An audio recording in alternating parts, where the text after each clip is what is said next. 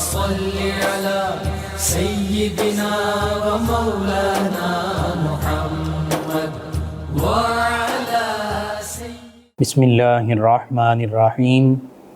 السلام علیکم ناظرین و سامعین کرام۔ پروگرام یاد الہی دیکھنے کے لیے، یاد الہی کے سابقہ تمام پروگرامز دیکھنے کے لیے، بالخصوص وظائف دیکھنے، سننے، جاننے اور پڑھنے کے لیے آپ ہمارے یوٹیوب چینل یاد الہی یعنی YAADEILAHI یوٹیوب چینل یاد الہی کو سبسکرائب بھی کیجئے، لائک بھی کیجئے، کمنٹس بھی کیجئے، تاکہ یاد الہی کے مختلف پروگرامز اور وظائف سے آپ مکمل رہنمائی حاصل کر سکیں۔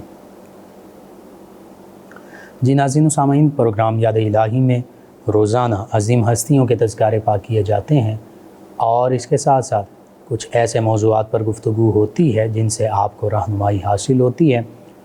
آج ایک عظیم ہستی کا تذکرہ پاک ہوگا کہ جنہیں خاص طور پر 5 منفرد اعزازات حاصل ہیں۔ سیدہ رفقہ رضی اللہ تعالی عنہا۔ اس سے پہلے کتاب و شفا سے آج کا خاص وظیفہ گھر کے افراد میں باہمی اتفاق کا وظیفہ۔ اکثر ہمارے ویورز، لسنرز، آپ ہم سے میاں بیوی کے درمیان محبت اور گھر میں جو لڑائی جھگڑے ناچاقیاں ہیں ان کے حوالے سے وظائف پوچھتے ہیں، تو یہ 2 وظائف ہیں میاں بیوی کے درمیان محبت کے لیے، والدین، اولاد، تمام رشتہ داروں، تمام فیملی، گھر کے تمام افراد کے درمیان اتفاق، اتحاد اور محبت کے لیے۔ تو ان دونوں وظائف کو لازمی آپ اپنے معمول میں شامل کیجئے، انشاءاللہ گھر میں اللہ تعالیٰ کی رحمتیں اور برکتیں نازل ہوں گی۔ اصل بات یہ ہے کہ جب افراد خانہ، گھر کے افراد، اگر وہ نماز، تلاوت کلام پاک، وضو، پاکی، ناپاکی، ان معاملات سے، پاکی سے دور رہتے ہیں اور اسلامی تعلیمات پر عمل پیرا نہیں ہوتے، اس وقت پھر شیطانی اثرات جو ہیں وہ بڑھتے ہیں اور پھر گھر میں لڑائی جھگڑے ہوتے ہیں، حتیٰ کہ میاں بیوی کے درمیان لڑائی جھگڑا، اور یہ میاں بیوی کے درمیان لڑائی جھگڑا یہ بھی شیطان کرواتا ہے۔ اور بالخصوص جو طلاق ہوتی ہے، یہ ایسا عمل ہے کہ شیطان اپنے چیلوں کو، اپنی ذریت کو، اپنی اولاد کو، اپنی نسل کو، دیگر شیطانوں کو، جو بڑا شیطان ہے وہ ان کے ذمہ روزانہ ڈیوٹی لگاتا ہے کہ تم پھیل جاؤ اور تم لوگوں کے درمیان عداوت پیدا کرو، مختلف شرارتیں کرو۔ یہ حدیث مبارکہ کا مفہوم میں عرض کر رہا ہوں۔ اور پھر جب ان سے رپورٹ طلب کی جاتی ہے، کوئی کہتا ہے میں نے فلاں قتل کروا دیا، کوئی کہتا ہے میں نے زنا کروایا، کوئی کہتا ہے میں نے فلاں کام کروایا، فلاں برائی پر آمادہ کیا انسان کو۔ شیطان ہر ایک سے خوش ہوتا ہے، لیکن بالخصوص جو یہ آ کر رپورٹ دیتا ہے کہ میں نے میاں بیوی کے درمیان تفریق کروا دی، جدائی ڈلوا دی، طلاق کروا دی، تو شیطان اس پر سب سے زیادہ خوش ہوتا ہے۔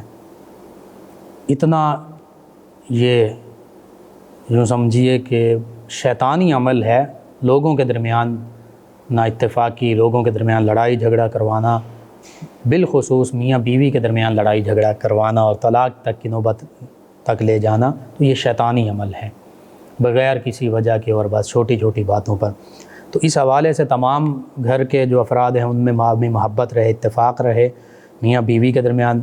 تو یہ 2 وظائف ہیں، ان کو ضرور اپنے معمول کا حصہ بنائیے۔ سب سے پہلا، 40 روز تک بلا ناغہ عشاء کی نماز کے بعد، 40 روز بغیر ناغے کے عشاء کی نماز کے بعد اگر سورہ کہف کی آیت مبارکہ 10 کو 110 مرتبہ پڑھ لیں، سورہ کہف 15ویں پارے میں اس کی آیت مبارکہ 110، اس کی آیت مبارکہ 10، سورہ کہف کی آیت مبارکہ 10 کو 110 مرتبہ پڑھ لیں، اور پھر تمام گھر والوں کی باہمی آپس میں ہم آہنگی، اتفاق، اتحاد اور بھائی چارے کے لیے دعا کی جائے تو انشاءاللہ گھر میں سکون ہوگا، لڑائی جھگڑے نہیں ہوں گے، باہمی اتفاق، اتحاد، پیار، محبت ہوگا۔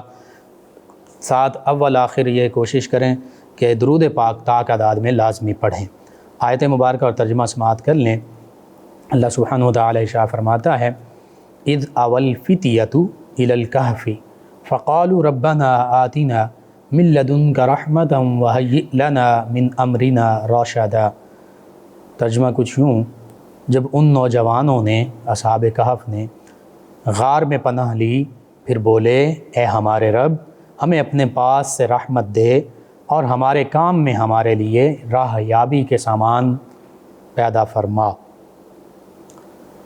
तो बस ये आयत मुबारक 10 सूरह कहफ़ की 110 मरतबा रोज़ाना पढ़ें, अव्वल आखिर ताक़दाद में दरूद पाक पढ़ें और 40 रोज़ तक बिला नागा इशा की नमाज़ के बाद ये अमल जारी रखें। फिर सब घर वालों के लिए दुआ भी करें, बाहमी हमआहंगी की, भाईचारे की, प्यार मोहब्बत इत्तेफ़ाक़ इत्तेहाद की। इंशाअल्लाह घर में इत्तेफ़ाक़ इत्तेहाद होगा, लड़ाई झगड़े नहीं होंगे, सुकून होगा, मोहब्बत होगी। दूसरा वजीफ़ा घरेलू नाचाक़ी और लड़ाई झगड़े से बचने के लिए रोज़ाना 24 मरतबा कलमा तय्यबा ला इलाहा इल्लल्लाहु मुहम्मदुर रसूलुल्लाह सल्लल्लाहु अलैहि व आलिहि व अस्हाबिहि व बारिक वसल्लम, ये रोज़ाना 24 मरतबा कलमा तय्यबा पढ़ें और अल्लाह ताला का इसमें मुबारक या मानिउ, ये भी कम अज़ कम 24 मरतबा पढ़ें। और इसके अलावा भी कसरत से कलमा तय्यबा का विर्द भी कर सकते हैं, या मानिउ इसका विर्द भी कर सकते हैं। इसी तरह सभी घर के अफराद में बाहमी मोहब्बत हो, मियाँ बीवी के दरमियान आपस में मोहब्बत हो, तो कसरत से मियाँ बीवी दोनों और घर के तमाम अफराद या वदूदू या वदूदू या वदूदू या वदूदू ये पढ़ते रहें। और ख़ास तौर पर जुमेरात का दिन आए तो या वदूदू या रऊफ़ु या रहीमु, या वदूदू या रऊफ़ु या रहीमु, ये 1001 मरतबा पढ़ें। अव्वल आखिर ताक़दाद में दरूद पाक पढ़ें और खाने पीने की चीज़ों पर दम कर दें। सभी घर वाले खाएं पिएं वो चीज़ें, इंशाअल्लाह आपस में बाहमी मोहब्बत होगी, इत्तेफ़ाक़ होगा, इत्तेहाद होगा, भाईचारा होगा। तो ये चंद एक वज़ाइफ़ हैं घर के अफराद में बाहमी इत्तेफ़ाक़ व इत्तेहाद, मोहब्बत, घर का सुकून, घर में लड़ाई झगड़े से बचने के लिए। इंशाअल्लाह ये आप अपने मामूल का हिस्सा बनाएं, घर में इंशाअल्लाह सुकून होगा। अपने औराद वज़ाइफ़ में शामिल कीजिए, अपने अइज़्ज़ा क़रीबा, रिश्तेदार, दोस्त, अहबाब, पड़ोसी, महल्लेदार, उम्मत मुस्लिमा तक पहुँचाइए। मेरे आपके हमारे बताने से हमारे किसी भी मुसलमान बहन भाई, किसी मुसलमान फ़र्द का फ़ायदा होता है। इंशाअल्लाह ये हमारे लिए दीन व दुनिया आखिरत में भलाई, फ़ायदे, निजात और शिफा का बाइस होगा। अल्लाह सुब्हानहु व तआला मुझे आपको हम सबको आसानियाँ अता फ़रमाए, हमें आसानियाँ बाँटने वाला बनाए, मुश्किलात से हमारी हिफाजत फ़रमाए, आमीन। जी नाज़रीन व सामीन, कम अज़ कम 5 मुनफ़रिद एज़ाज़ पाने वाली हस्ती और 5 मुनफ़रिद एज़ाज़ पाने वाली ख़ातून सैयदा रिफ़क़ा रज़ी अल्लाह ताला अन्हा, वो कौन सी 5 निस्बतें हैं जो आपको हासिल हैं। सबसे पहली निस्बत ये है कि आप अल्लाह के एक नबी, उनकी ज़ौजा हैं सय्यदुना इसहाक़ अलैहिस्सलाम। ये सैयदा रिफ़क़ा रज़ी अल्लाह अन्हा आपके शोहरे नामदार हैं जो अल्लाह के नबी हैं। और फिर रिफ़क़ा ये भी आपका नाम मारूफ़ है, रिबक़ा भी मारूफ़ है, और कई दूसरी ज़बानों में, इंग्लिश में, सुरयानी, इब्रानी में रेबेका या रिबका इस नाम से भी आप मारूफ़ हैं। यानी बनी इसराइल में आप रेबेका या रिबका इस नाम से मारूफ़ हैं, और दीगर ज़बानों में रिफ़क़ा या रिबका ये आपका नाम जो है मारूफ़ और मशहूर है। पहली निस्बत का मैंने ज़िक्र किया, सैयदुना इसहाक़ अलैहिस्सलाम आपके शोहरे नामदार। फिर उसके बाद सैयदुना इब्राहीम अलैहिस्सलाम जो आपके ससुर भी हैं, ये दूसरी निस्बत। और आपके दादा जान नाहूर जो सैयदुना इब्राहीम अलैहिस्सलाम के भाई हैं, तो ये निस्बत भी है, यानी सैयदा रिफ़क़ा रज़ी अल्लाह अन्हा के दादा जान के भाई हैं सैयदुना इब्राहीम अलैहिस्सलातु व तस्लीम, ये दूसरी निस्बत। तीसरी निस्बत वो ये हासिल है सैयदुना इस्माईल अलैहिस्सलाम जो सैयदुना इसहाक़ अलैहिस्सलाम के भाई हैं, बड़े भाई हैं, और सैयदुना इब्राहीम अलैहिस्सलाम के बड़े साहबज़ादे हैं, वो आपके देवर हैं, शोहर नामदार के भाई बने। ये तीसरी निस्बत।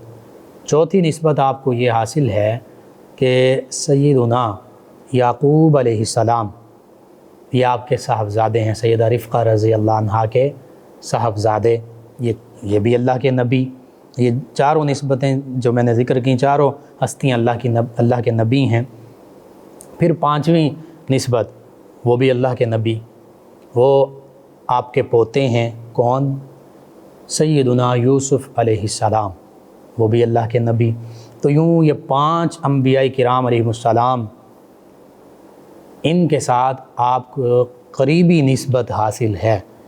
एक नबी अलैहिस्सलाम आपके शोहर नामदार, एक नबी अलैहिस्सलाम आपके देवर, एक नबी अलैहिस्सलाम आपके दादा के भाई भी और आपके ससुर भी, एक नबी अलैहिस्सलाम आपके साहबजादे, एक नबी अलैहिस्सलाम आपके पोते। तो ये कम अज़ कम 5 निस्बतें। और अगर छठी निस्बत का ज़िक्र किया जाए, सैयदना लूत अलैहिस्सलाम, वो भी आपके ख़ानदान से, यानी वो भी सैयदना इब्राहीम अलैहिस्सलाम के बाज़ रिवायात के मुताबिक चचाज़ाद भाई, बाज़ रिवायात के मुताबिक भतीजे। तो चाहे चचाज़ाद भाई हों चाहे भतीजे हों, तो सैयदना इब्राहीम अलैहिस्सलाम की निस्बत से, जो सैयदा रिफ़्क़ा रज़ी अल्लाह अन्हा के दादा जान के भाई हैं, उस निस्बत से वो भी आपके फैमिली में, ख़ानदान में शामिल हुए। तो बहरहाल जो करीबी 5 निस्बतें हैं, इन 5 अंबिया किराम अलैहिमुस्सलाम के साथ हैं। और सैयदा रिफ़्क़ा रज़ी अल्लाह अन्हा, आपके जो वालिद गिरामी हैं, उनका नाम बतौईल, ये मुख्तलिफ़ तलफ़्फ़ुज़ात के साथ भी हैं और मुख्तलिफ़ तरीक़ों से इसको बोला जाता है, क्योंकि ये जितनी हस्तियाँ हैं, इनके अस्माए मुबारिका इब्रानी, सुरयानी ज़बानों में थे, फिर अरबिक ज़बानों में मुख्तलिफ़ थोड़े हुए, इसी तरह इंग्लिश ज़बान में भी इन नामों को बोला जाता है। मिसाल के तौर पर चंद एक मिसालें मैं इंग्लिश और अरबिक के हवाले से अर्ज़ कर देता हूँ। अब उसी अरबिक को हम मुसलमान फ़ारसी में भी, उर्दू में भी और दीगर ज़बानों में भी इस्तेमाल कर रहे होते हैं उसी नाम को। इसी तरह वही इब्रानी और सुरयानी के जो नाम थे, उसी को बाज़ औक़ात इंग्लिश या दीगर ज़बानों में भी उसी प्रोनंसिएशन, उसी तलफ़्फ़ुज़ के साथ बोला जाता है। मिसाल के तौर पर सैयदना आदम अलैहिस्सलाम, अब ये आदम, ये अरबिक में भी आदम ही बोला जाता है, लेकिन हो सकता है इब्रानी सुरयानी में भी यही आदम हो, लेकिन आज इंग्लिश में जब इसको बोलते हैं तो एडम बोलते हैं वो। इसी तरह सैयदना इब्राहीम अलैहिस्सलाम का अगर हम ज़िक्र करें तो उसको इब्रानी, सुरयानी और इंग्लिश में भी आज अब्राहम बोला जाता है। जैसे अब्राहम लिंकन एक गालिबन अफ्रीका का सदर भी रहा। इसी तरह दाऊद अलैहिस्सलाम, सैयदना दाऊद अलैहिस्सलाम, अब हम उसको अरबिक में, उर्दू, फ़ारसी में दाऊद बोलते हैं, इस नामे इसमें गिरामी को सैयदना दाऊद अलैहिस्सलाम के, लेकिन उसी को डेविड बोला जाता है। याकूब अलैहिस्सलाम, हम याकूब बोलते हैं, तो जो दीगर यूरोपियन कंट्रीज़, अमेरिका, यहाँ इंग्लिश में, आज की इंग्लिश में हो सकता है या सुरयानी या दीगर ज़बानों में भी यही लफ्ज़ हो, या इससे मुख्तलिफ भी हो सकते हैं। ये तो सिर्फ मैं 2 प्रोनाउंसिएशन बोल रहा हूँ। तो याकूब, उनको जैकब बोला जाता है। इसी तरह इसहाक़, सैयदना इसहाक़ अलैहिस्सलाम का इसमें गिरामी हम इसहाक़ बोलते हैं, अरबी में भी, फ़ारसी में भी, उर्दू में भी, लेकिन इसको आइज़क बोला जाता है। जैसे आइज़क न्यूटन एक साइंसदान था, तो ये आइज़क हकीकत में इसहाक़ है। इसी तरह दानियाल, सैयदना दानियाल अलैहिस्सलाम, तो अब दानियाल, हम दानियाल ही बोलते हैं, अरबिक, उर्दू, फ़ारसी, दीगर ज़बानों में मुसलमान, लेकिन इंग्लिश में डैनियल बोला जाता है। यूसुफ़ अलैहिस्सलाम, हम यूसुफ़ अलैहिस्सलाम बोलते हैं, सैयदना यूसुफ़ अलैहिस्सलाम अल्लाह के नबी, इसको जोसेफ़ बोला जाता है। अब तो ये मुख्तलिफ़ ज़बानों में प्रोनाउंसिएशन थोड़ी बहुत तब्दील हो जाती है। तो रिफ़्क़ा के हवाले से मैंने ख़ास तौर पे ये अर्ज़ किया कि इसको रिफ़्क़ा या रिबक़ा ये भी बोला जाता है, और दूसरी ज़बानों का ज़िक्र करें, बिलख़ुसूस आज की इंग्लिश में रबीका बोल दिया जाता है, रिबका बोल दिया जाता है। तो यूँ ये थोड़ा बहुत नामों का फ़र्क जो है मुख्तलिफ़ ज़बानों में आ जाता है। तो सैयदा रिफ़्क़ा रज़ी अल्लाहु अन्हा ان کے والد گرامی بطویل یا بطویل مختلف اب اس کے بھی تلفظ ہیں، یہ سیدنا ابراہیم علیہ السلام کے بھائی ناحور ان کے صاحبزادے ہیں۔ تو یوں سیدہ رفقہ رضی اللہ عنہا ان کی جو پہلی نسبت ہوئی وہ سیدنا ابراہیم علیہ السلام کے ساتھ اپنے والد گرامی اور اپنے دادا جان ان کی نسبت سے متصل ہو رہی ہے۔ اور سیدنا ابراہیم علیہ السلام کا مقام و مرتبہ کیا ہے؟ اولو العزم پیغمبروں میں سے ہیں اور جد الانبیاء ہیں، اس حوالے سے بھی کہ تمام بنی اسرائیل کے انبیاء کرام علیہ السلام وہ سیدنا ابراہیم علیہ السلام کی اولاد اطہار میں سے ہیں۔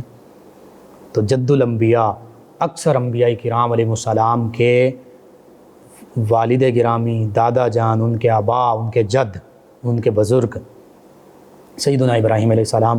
اب انہی نسبتوں کا ذکر کر لیں تو سیدنا ابراہیم علیہ السلام سیدنا اسحاق علیہ السلام کے والد گرامی ہیں، یوں ہی سیدنا اسماعیل علیہ السلام کے والد گرامی، اور بالخصوص میرے آپ کے ہم سب کے آقا و مولا صلی اللہ علیہ وآلہ وسلم کے بھی جد امجد ہیں سیدنا ابراہیم علیہ السلام، سیدنا موسیٰ علیہ السلام کے جد امجد، سیدنا داؤد علیہ السلام کے جد امجد، سیدنا سلیمان علیہ السلام کے جد امجد، سیدنا عیسیٰ علیہ السلام کے جد امجد سیدنا ابراہیم علیہ السلام ہیں۔ اس لیے آپ کو جد الانبیاء علیہ السلام کا لقب دیا گیا۔ اور کم و بیش 35,000 انبیاء کرام جو بنی اسرائیل میں مبعوث ہوئے، غالباً 35,000 ان تمام انبیاء کرام علیہ السلام کے جد امجد ہیں سیدنا ابراہیم علیہ السلام۔ تو یہ پہلی نسبت کا ذکر ہوا جو سیدہ رفقہ رضی اللہ عنہا کو سیدنا ابراہیم علیہ السلام کے ساتھ حاصل ہے کہ دادا جان کے بھائی ہیں، اور یہ بڑا مقام و مرتبہ ہے۔ آج ہم دیکھتے ہیں کہ آج ہم چونکہ اس برصغیر پاک و ہند کا ذکر کیا جائے یا عرب کا بھی ذکر کر لیا جائے، مصر کے لوگ جو ہیں وہ آج بعض ان میں سے ایسے ہیں وہ اس بات پر فخر کرتے ہیں اور کہ جی ہم فراعین مصر جو ہیں ان کی اولاد میں سے ہیں، یعنی مسلمان ہونے پر تو فخر نہیں کر رہے، جو مصر کے فرعون تھے ان کی اولاد ہونے پر فخر ہے۔ یہ جہالت کی انتہا ہے۔ اسی طرح عرب کے کئی دیگر بھی علاقوں میں بعض اوقات اسلام کی بجائے اپنے مختلف قبائل میں ہونے پر وہ فخر کرتے ہیں۔ ہاں اگر فخر ہو تو پھر اس پر تو فخر کیا جا سکتا ہے، جو سادات کرام ہیں وہ یہ فخر کر سکتے ہیں کہ ہم نبی رحمت صلی اللہ علیہ وآلہ وسلم کی اولاد اطہار میں سے ہیں۔ یہ تو قابل فخر بات ہے کہ نبی کریم صلی اللہ علیہ وآلہ وسلم کے ساتھ یوں ہمیں قریبی حسبی نسبی تعلق حاصل ہے، لیکن فرعون کی اولاد ہونے پر فخر کرنا یا دیگر اس طرح کے، یا آج یہاں برصغیر پاک و ہند میں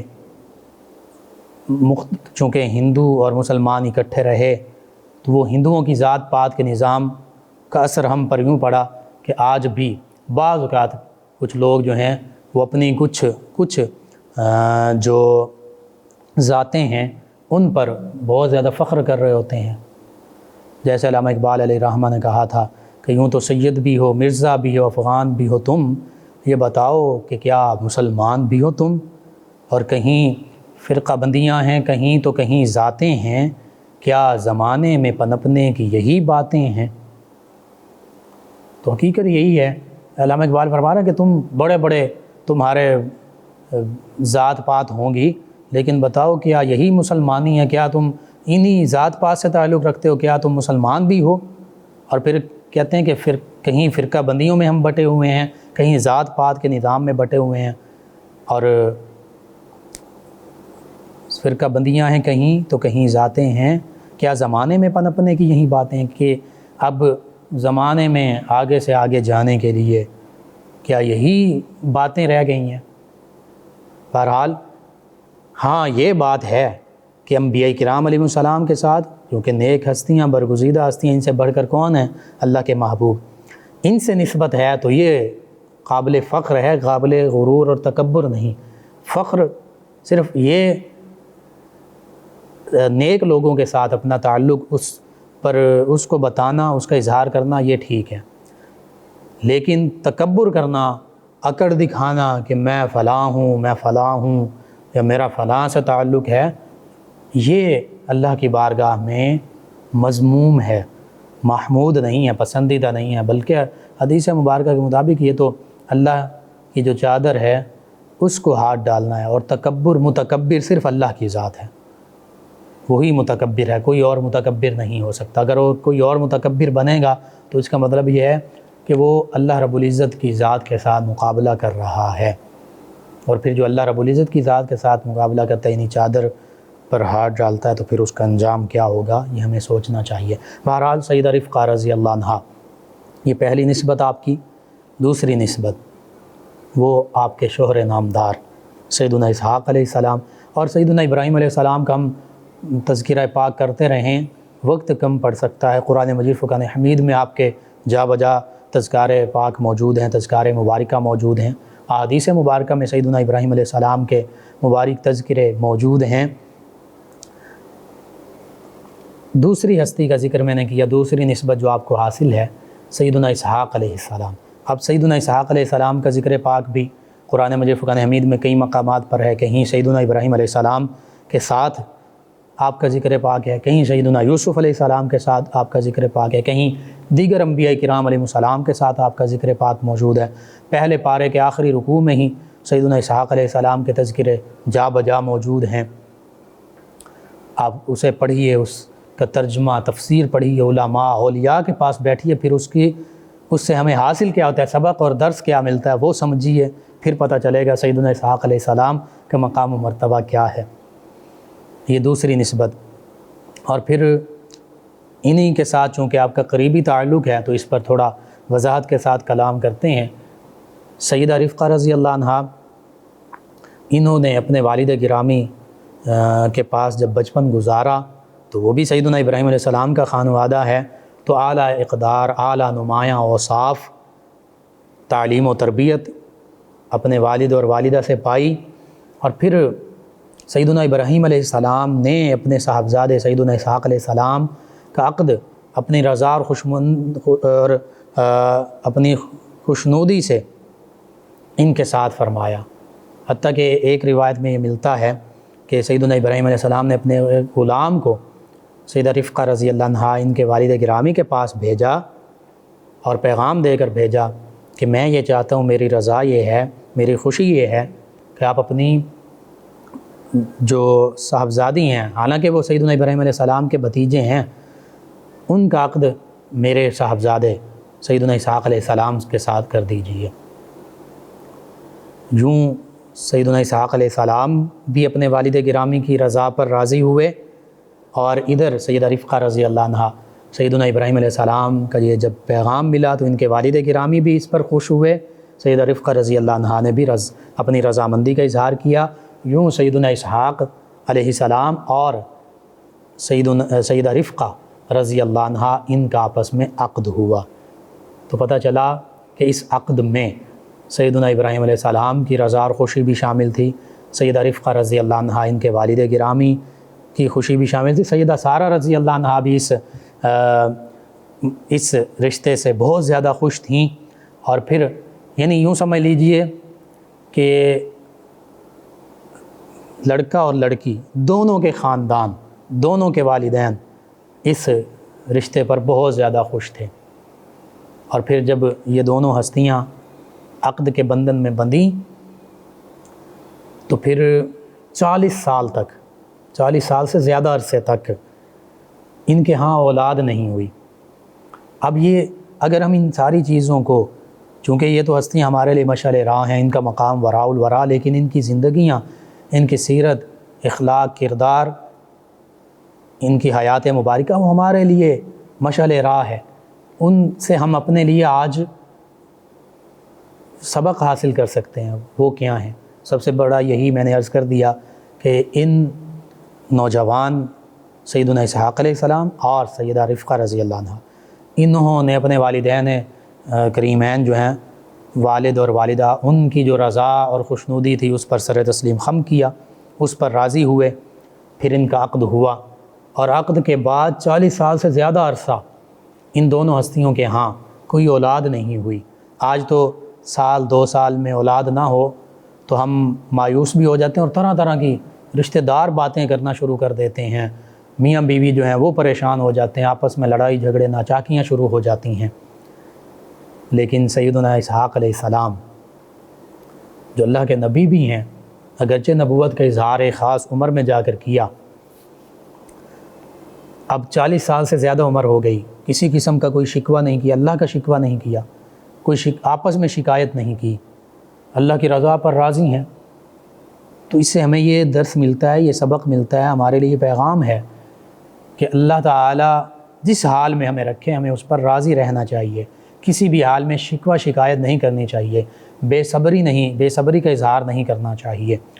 اچھا، اب 40 سال سے زیادہ عمر مبارکہ سیدنا اسحاق علیہ السلام کی عقد کے بعد وقت جو ہے 40 سال سے زیادہ گزر چکا، تو پھر عمر مبارکہ کم از کم 60-70 برس ہوگی۔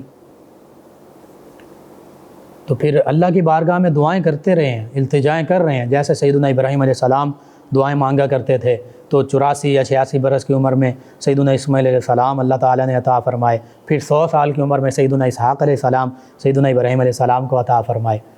تو اب ان ہستیوں نے بھی اللہ کی بارگاہ میں دعائیں کیں اور صبر کا اظہار کیا، اللہ کا شکوہ نہیں کیا، لڑائی جھگڑا آپس میں نہیں کیا، اور پھر 40 برس کے بعد سیدنا اسحاق علیہ السلام کے ہاں، سیدہ رفقہ رضی اللہ عنہا کے ہاں سیدنا اسحاق علیہ السلام اور عیسو یا عیس علیہ السلام رضی اللہ عنہ ان کی ولادت باسعادت ہوئی۔ اللہ تعالیٰ نے جڑواں بیٹوں سے نوازا، 2 بیٹے عطا فرمائے ان دونوں ہستیوں کو، سیدنا اسحاق علیہ السلام کو اور سیدہ رفقہ رضی اللہ عنہا کو۔ تو یہ کتنی بڑی بات ہے۔ ایک دوست ہمارے وہ بتا رہے تھے کہ ان کے ہاں سب سے پہلے بیٹی ہوئی، جب بیٹی ہوئی تو جیسے ایک جہالت بعض اوقات ہمارے لوگوں میں ہوتی ہے، ان کے سسرال نے کہنا شروع کر دیا، لو جی پہلی بیٹی ہو گئی۔ وہ کہتے ہیں میں تو بڑا خوش تھا کہ اللہ تعالیٰ نے مجھے بیٹی عطا فرمائی ہے، تو میرے سسرالی رشتہ داروں نے اس پہ طرح طرح کی باتیں کی۔ کہتے ہیں میں تو اللہ کی رضا پر راضی ہوا، خوشی ہوئی مجھے، میں نے اپنی بیٹی کی پرورش کرتا رہا، اور 5 سال تک پھر اولاد نہیں ہوئی۔ 5 سال کے بعد اللہ تعالیٰ نے، وہ کہتے ہیں کہ مجھے 2 جڑواں بیٹے عطا فرمائے۔ تو یہ ہماری جہالت ہے کہ بیٹی ہو جائے تو وہ زمانہ جاہلیت کے لوگوں کی طرح ہمارے ماتھوں پر بل پڑ جاتے ہیں، ہم ناگواری کا اظہار کرتے ہیں، حالانکہ بیٹی تو اللہ کی رحمت ہے، اور حقیقت یہ بیٹیاں اللہ تعالیٰ انہیں عطا فرماتا ہے جن پر اللہ راضی ہوتا ہے۔ حدیث مبارکہ کے مطابق تو جو اس اپنی بیٹی اور بیٹی کی ماں کے لیے بہتر انتظامات کرتا ہے، رحم دلی کا مظاہرہ کرتا ہے، اللہ تعالیٰ کی رحمتیں برکتیں اس کے اور شامل حال ہو جاتی ہیں۔ لیکن یہاں پر معاملہ برعکس ہوتا ہے، بعض اوقات ایسے بھی لوگ ہیں جو جہالت کا اظہار کرتے ہیں اور جہالت میں کیسے کیسے کلمات بول دیتے ہیں۔ لیکن سیدنا یعقوب علیہ السلام، سیدہ رفقہ رضی اللہ عنہ قربان جائیں کہ 40 سال سے زیادہ عرصہ گزر چکا ہے، کسی قسم کا شکوہ شکایت نہیں کی، اور اللہ تعالیٰ نے پھر 2 جڑواں بیٹوں سے نوازا۔ بڑے جو ہیں وہ عیسو یا عیس، 2 ناموں کا ذکر ملتا یہ ہیں، اور چھوٹے صاحبزادے جو سیدنا یعقوب علیہ السلام ہیں۔ پھر وقت گزرتا رہا، ایک وقت آیا کہ یہ دونوں صاحبزادے جوان ہوئے تو جو عیسو ہیں یا عیس ہیں یہ جنگل میں جایا کرتے، شکار کر کے لاتے اپنے والد گرامی کو، وہ شکار کر کے جو جانور لاتے اس کا گوشت کھلاتے۔ سیدنا اسحاق علیہ السلام بڑے خوش ہوتے ان سے۔ اسی طرح سیدنا یعقوب علیہ السلام انہوں نے زراعت کا پیشہ اپنایا، اور انہوں نے کھیتی باڑی اور بالخصوص جانور چرانا شروع کر دیے، جانوروں کی دیکھ بھال کی، اور اس سے جو دودھ گوشت جو بھی معاملہ ہوتا وہ اپنے والد گرامی کی بارگاہ میں حاضر کرتے، ان کی خدمت میں پیش کرتے، ان کی خدمت کرتے۔ دونوں صاحبزادے خدمات کرتے رہے۔ تو اس سے یہ بھی پتہ چلتا ہے کہ اولاد کو یہ چاہیے کہ مشکل سے مشکل کام بھی کرنا پڑے وہ کریں، اپنے بیوی بچوں کے لیے بھی، بالخصوص اپنے والدین کی خدمت کے لیے بھی۔ پھر ایک وقت آیا سیدنا اسحاق علیہ السلام کی بینائی تھوڑی سی کمزور پڑ گئی۔ آپ یہ چاہتے تھے کہ عیسو جو ہیں ان کے لیے نبوت کی دعا کریں۔ اور جو سیدہ رفقہ ہیں، یہ اب والدین جو ہوتے ہیں اپنی ساری اولاد سے محبت کرتے ہیں۔ اولاد بعض کا سمجھتی ہے یا کوئی اور یہ سمجھے کہ یہ فلاں سے زیادہ محبت، یہ فلاں سے زیادہ محبت، ایک دلی میں اعلان ہو سکتا ہے۔ بعض کا بڑی اولاد سے زیادہ محبت ہوتی، بعض کا چھوٹی اولاد سے، یا بعض کا بیٹوں سے، یا بعض کا بیٹیوں سے، تھوڑا بہت فرق ہو سکتا ہے، لیکن حقیقت میں والدین سب سے محبت کرتے ہیں اور کرنی بھی چاہیے برابری کے حوالے سے۔ تو اب یہ تھا کہ والد گرامی عیسو سے زیادہ محبت کرتے تھے، سیدنا اسحاق علیہ السلام۔ والدہ جو ہیں رفقہ رضی اللہ عنہ، وہ یعقوب علیہ السلام سے زیادہ محبت کرتی تھیں۔ تو والد گرامی نے کہا کہ مجھے گوشت کھلایا جائے، میں اس کے حق میں دعا کروں گا۔ تو اب سے عیسو جو ہیں وہ شکار کے لیے چلے گئے گوشت لانے کے لیے۔ اس دوران سیدنا یعقوب علیہ السلام کو ان کی والدہ نے کہا کہ آپ گوشت کا انتظام کریں، اپنے والد گرامی کو کھلائیں۔ تو سیدنا یعقوب علیہ السلام نے کھلایا۔ سیدنا اسحاق علیہ السلام نے یہ دعا کی کہ جس بیٹے نے، میرے صاحبزادے نے مجھے میری خدمت کی، آپ آج اے اللہ تو اس سے نبوت عطا فرما۔ تو یوں آپ کی دعا سیدنا یعقوب علیہ السلام کے حق میں قبول ہوئی، انہیں اللہ تعالیٰ نے نبوت سے نوازا۔ عیسو جو ہیں وہ بھی شکار کر کے لائے۔ تو اب دعا جو تھی وہ سیدنا یعقوب علیہ السلام کے حق میں کر دی تھی، تو ان کے حق میں بھی برکت کی دعائیں سیدنا اسحاق علیہ السلام نے فرمائیں۔ بہرحال عیسو جو ہیں یہ بھی ایک خاص علاقے میں، غالباً مصر کے کسی علاقے میں چلے گئے، وہاں پر انہوں نے قیام کیا، کافی عرصہ رہے وہاں پر۔ انہوں نے پھر عقد کیا۔ سیدنا یعقوب علیہ السلام جو ہیں یہ اپنے ماموں جان ان کے پاس چلے گئے۔ ہاں، عیسو جو ہیں یہ اپنے چچا جان سیدنا اسماعیل علیہ السلام ان کے پاس چلے گئے، اور پھر روایات میں یہ ملتا ہے کہ اپنے چچا جان سیدنا اسماعیل علیہ السلام انہی کی صاحبزادی کے ساتھ ان کا عقد ہوا، اور سیدنا یعقوب علیہ السلام کا عقد غالباً اپنے ماموں جو ہیں ان کی صاحبزادی کے ساتھ ہوا، پھر ان کی اولادیں ہوئیں۔ پھر ایک وقت کے بعد جب سیدہ رفقہ رضی اللہ عنہ کا وصال ہو گیا، یہ دونوں بھائی آپس میں ملے، بڑی محبت کے انداز کے ساتھ وہ جو بچپن کی یادیں تھیں ان کو تازہ کیا۔ بہرحال سیدہ رفقہ رضی اللہ عنہ انہوں نے اپنے شوہر نامدار کی ہر موقع پر خدمت کی، انہیں ہر طریقے سے راضی اور خوش رکھا۔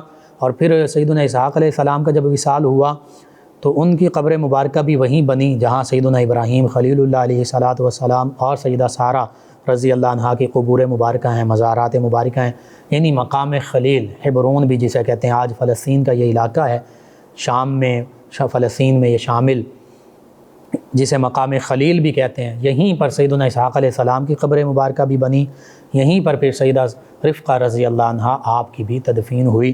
یوں یہ مقام خلیل جو ہے یہ بہت ہی بابرکت مقام ہے، اللہ کے نبیوں کی قبور مبارکہ، ان عظیم ہستیوں کی قبور مبارکہ ہیں۔ تو یہ دوسری نسبت۔ تیسری نسبت سیدنا اسماعیل علیہ السلام کے ساتھ کہ وہ آپ کے شوہر گرامی سیدنا اسحاق علیہ السلام کے بھائی ہیں، سیدنا ابراہیم علیہ السلام کے صاحبزادے ہیں۔ سیدنا اسماعیل علیہ السلام کا بڑا مقام و مرتبہ۔ پھر باقی جو دو نسبتیں ہیں اس میں سیدنا یعقوب علیہ السلام، آپ کے صاحبزادے سیدہ رفقہ رضی اللہ عنہ کے اللہ کے نبی، ان کا ذکر قرآن مجید فرقان حمید میں بارہا ملتا ہے، اور سورہ یوسف میں بھی خاص طور پر ملتا ہے۔ پھر سیدنا یوسف علیہ السلام جو آپ کے پوتے ہیں، یہ بھی اللہ کے نبی۔ تو یہ کم از کم 5 قریبی نسبتیں آپ کو حاصل ہیں۔ تو 5 قریبی نسبتیں پانے والی، اعزازات پانے والی ہستی یہ سیدہ رفقہ رضی اللہ تعالی عنہا ہیں۔ اور آج خواتین اسلام کے لیے بھی آپ کی زندگی مشعل راہ ہے۔ اللہ رب العزت سے یہ دعا ہے اللہ تعالی ہمیں ان تمام عظیم ہستیوں کی محبت بھی عطا فرمائے، اور ان کی تعلیمات، ان کے نقش قدم پر چلنے کی توفیق بھی عطا فرمائے، اور ان تمام ہستیوں کے تصدق سے اللہ تعالی عالم اسلام کو عوج کمال، رفعتیں، بلندیاں اور اپنا کھویا ہوا وقار دوبارہ عطا فرمائے، آمین۔ اللہم صلی علی سیدنا و مولانا محمد وعلی آپ سماعت فرما رہے ہیں پروگرام یاد الہی۔ ناظرین و سامعین، اس دوران ہمیں جوائن کیا ہے ہمارے لسنر ہیں شہزاد صاحب، کہتے ہیں السلام علیکم۔ جی وعلیکم السلام۔ کہتے ہیں سر آپ کا پروگرام بہت اچھا ہے، اور کہتے ہیں کہ میں 25 دن سے روزانہ سن رہا ہوں، اور کہتے ہیں کہ دوست کو منانے کا وظیفہ بتا دیں۔ جی اگر تو نیک دوست ہے تو بالکل اس کو آپ منائیں، اس کے لیے یہی ہے یا ودود آپ پڑھتے رہیں، اللہ تعالیٰ بہتری فرما دے گا۔ قمر سجاد صاحب ہیں، کہتے ہیں السلام علیکم۔ جی وعلیکم السلام۔ کہتے ہیں کہ میں دوسری شادی کرنا چاہتا ہوں پہلی بیوی کی رضامندی کے ساتھ، اور بیوی کے ساتھ کوئی لڑائی بھی نہیں، کوئی وظیفہ بتا دیں کہ بیوی مان جائے۔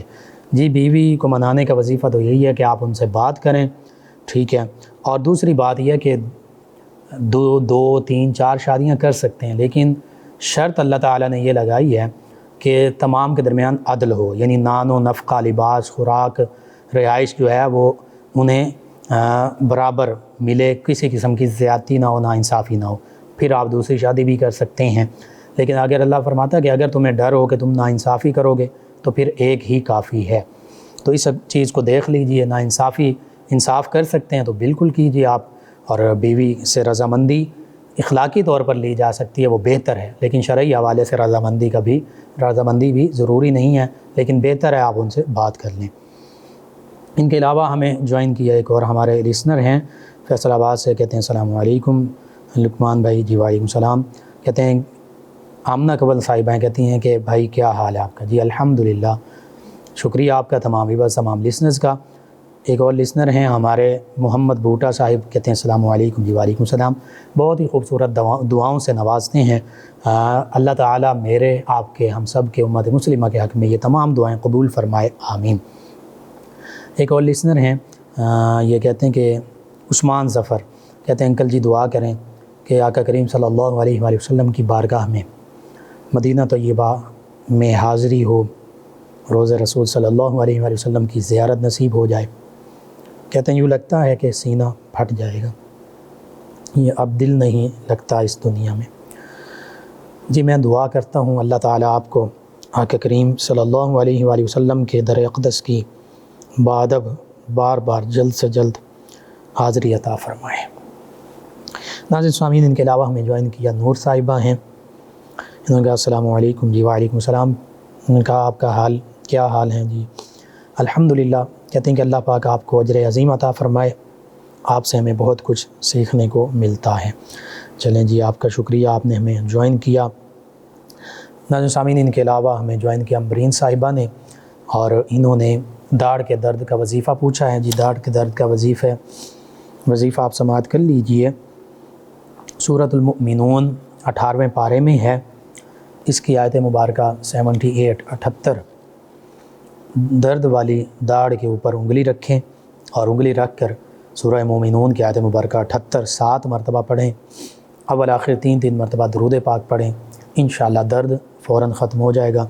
اور دوسرا یہ بھی آپ پڑھ سکتے ہیں سورہ یاسین کی آیت مبارکہ 58 آیت مبارکہ 58 سلام قولا من رب الرحیم، سلام قولا من رب الرحیم، 3 مرتبہ پڑھ کر اپنی انگلی پر دم کریں اور دانتوں پر، داڑھوں پر مل دیں، انشاءاللہ درد جو ہے یہ جاتا رہے گا۔ ان کے علاوہ ہمیں گرین ٹاؤن سے جوائن کیا اشرف صاحب نے، الیاس صاحب ہیں، اللہ دتا صاحب، اللہ رکھا صاحب، ندیم صاحب، عباس صاحب، راجہ اشفاق صاحب، اور انہوں نے دعاؤں کے لیے کہا۔ جی اللہ تعالیٰ آپ کو سلامت رکھے، دین و دنیا آخرت کی تمام بھلائیاں عطا فرمائے۔ کہتے ہیں کہ ہم سب گھر والے، ان کے بہو، ان کی بیگم، ان کے بچے، سبھی کہتے ہیں کہ ہم سنتے ہیں اور کافی عرصے سے آپ کا پروگرام سن رہے ہیں، اور انہوں نے کہا کہ ان کے بہنوئی بیمار ہیں، دوائی بھی اور دعا بھی اثر نہیں کرتی۔ جی سورہ رحمان صبح اور شام 3 مرتبہ کسی خوبصورت قاری صاحب جو ہیں، خوبصورت آواز جن کی ہے، عربی مخارج کے ساتھ جو پڑھتے ہیں، ان کی آواز میں ان کو سنائیں، ساتھ گلاس پانی کا رکھیں، اور جب 3 مرتبہ سن لیں یکسوئی کے ساتھ اللہ اللہ اللہ 3 مرتبہ پڑھ کر دم کر دیں گلاس پانی والا جو ہے، اور وہ پانی پئیں۔ صبح اور شام یہ عمل کرتے رہیں، انشاءاللہ اللہ تعالیٰ شفا عطا فرمائے گا، اور انہیں کہیں کہ یا سلام، اس کو کثرت سے پڑھیں، اللہ تعالیٰ سلامتیاں عطا فرمائے گا۔ آپ تمام ویورز، تمام لسنرز کا شکریہ، آپ ہمیں جوائن کرتے ہیں، پروگرام یاد الہی میں شامل ہوتے ہیں، اپنے فیڈ بیک سے ہمیں آگاہ کرتے ہیں۔ ناظرین سامعین، پروگرام یاد الہی کا وقت ختم ہو جاتا ہے، انشاءاللہ کل صبح دوبارہ ملاقات ہوگی پروگرام یاد الہی میں۔ اپنے میزبان محمد لقمان رضا اور ہماری ٹیم کو اجازت دیجیے، اللہ نگہبان۔ اللہم صل علی سیدنا و مولانا